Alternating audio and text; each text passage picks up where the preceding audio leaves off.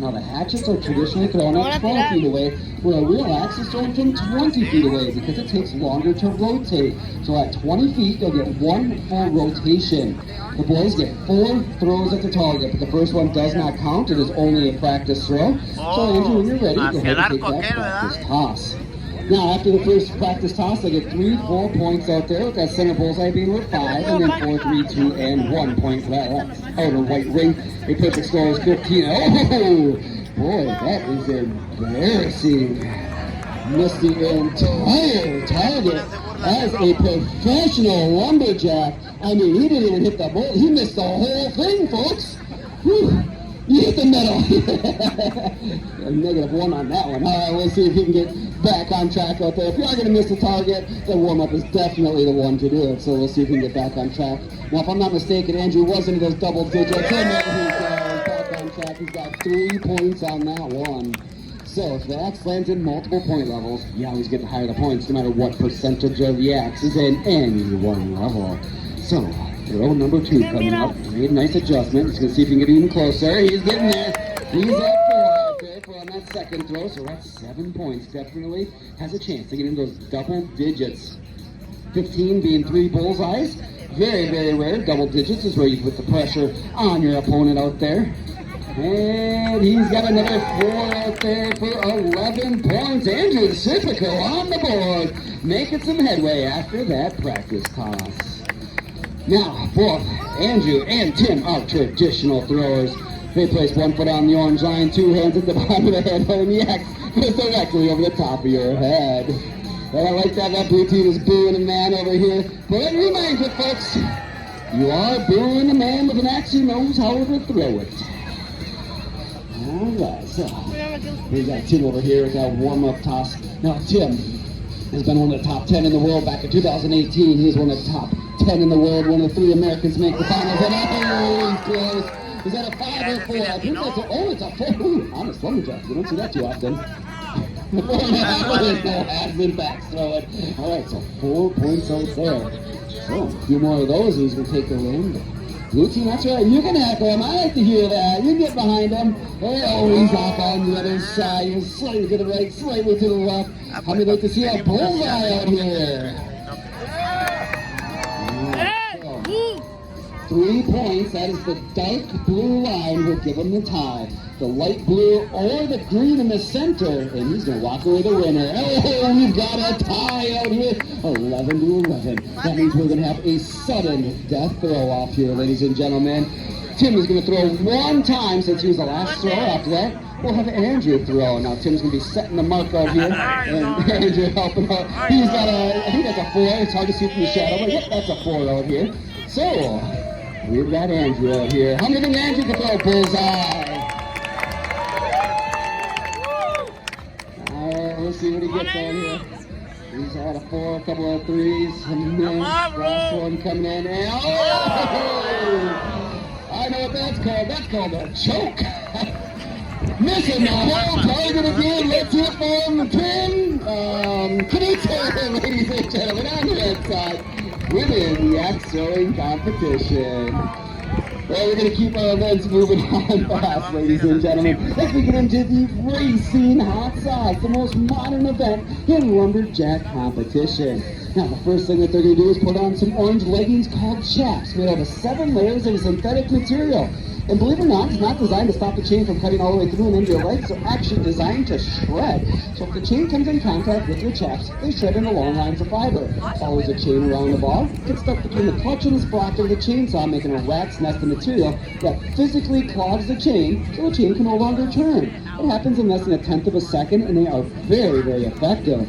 Now, the saws that these guys are using are the biggest stock saws in the entire world. When they purchased them right here is a Husqvarna 3120. Right out of the box, it is already 120 cc's. The same size are a lot of dirt bike engines you see zipping around the track. But from there, they made some modifications. There's a black pipe hanging off the side. That's not normal. They replaced the muffler with that expansion chamber, and it adds horsepower to that chainsaw. And they also did some work to the piston, and they're running a high-octane fuel. So they got all kinds of crazy amount of power. And they took some of that extra power and translated it into chain speed. Because the faster your chain can go around the bar, the faster you can cut.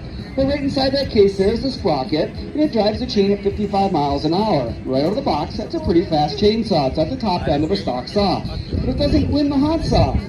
So these guys go to their local machine shop and have custom-made plans drawn up and machined to fit each of their saws, the biggest one that can fit inside that case. Now both of these guys have their chain speeds moved from 55 miles an hour into the 130s. So the saws are flying. Now the rules for this event are as follows. You gentlemen are allowed 30 seconds to warm up their saws. After 30 seconds, I'm going to place my hand out to the side of me, and they're going to place their saws over the block of wood. They will be idling. When I raise my hand in the air, they're going to rub their saws as fast as possible. When I drop my hand, they start cutting one down, one up, and the second block of wood touches the ground. That will be the end of the race. Now these saws are loud, so if you are sensitive to hearing or have any children in the audience, you may want to plug their ears. Otherwise, gentlemen, without further ado, I'll give you 30 seconds. Go ahead and warm them up.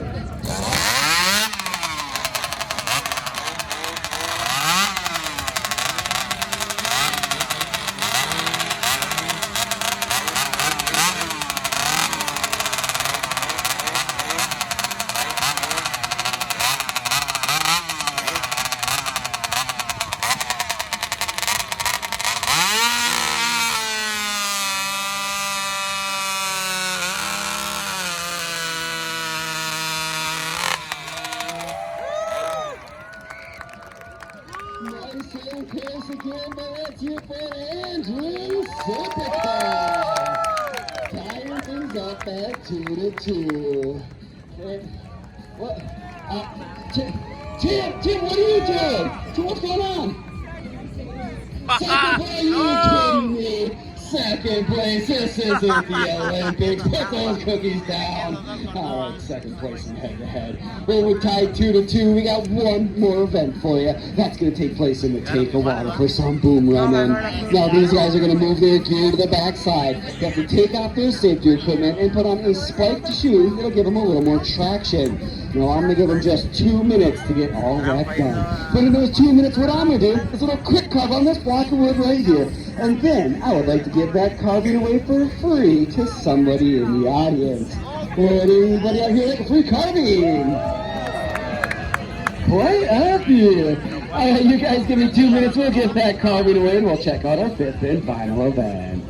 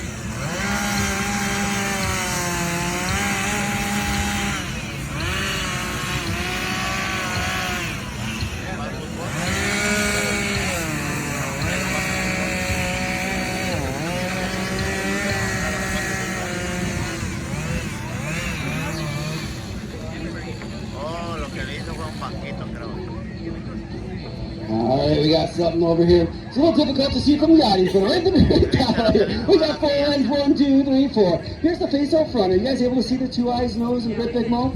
Well, those legs are actually upside down, so let's get those on the right-hand side. We end up with ourselves a pair of chair. And there's 2 minutes around there, right there, upside down. Now, like I said, I would like to give my carving away to somebody. Would anybody out here like this little 4-legged chair?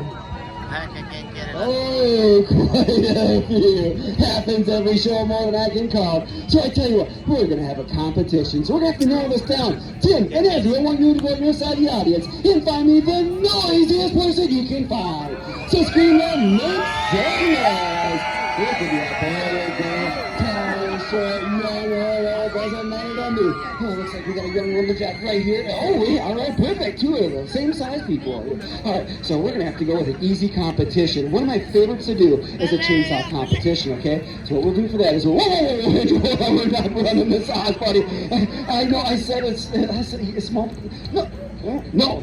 All right, put that back. All right, for my chainsaw competition, what I want you guys to do is sound like a running chainsaw. And whoever can sound like a chainsaw the best, as judged by our audience, is going to win this little chair.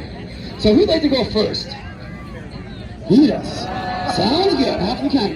Well, we're going to come over here. What's your name? Jameson. Jameson, where are you from? Champagne. Champagne. Anybody here from Champagne? Okay, Jameson, I want you to give me your best chainsaw noise. So make it loud and make it loud for a long time so our audience can hear you.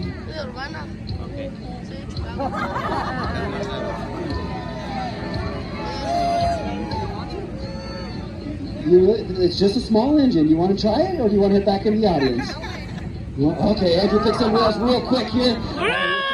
This will be new contestant number 1. All right, what's your name? Steve. And where are you from?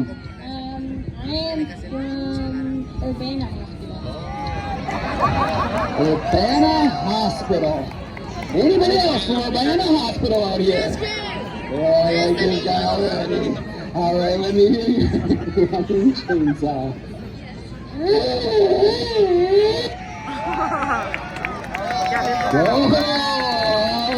He got his started. All right, then. All right, now contestant number 2 is over here. Name and where are you from?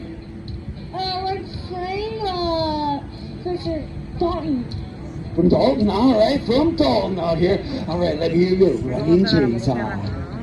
My dad had like motorcycle race.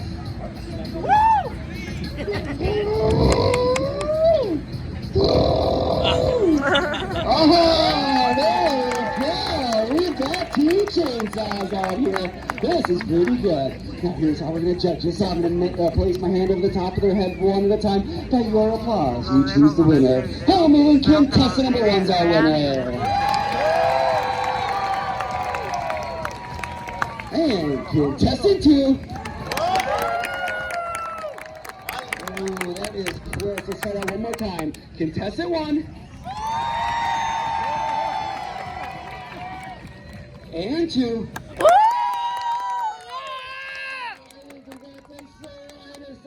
Contestant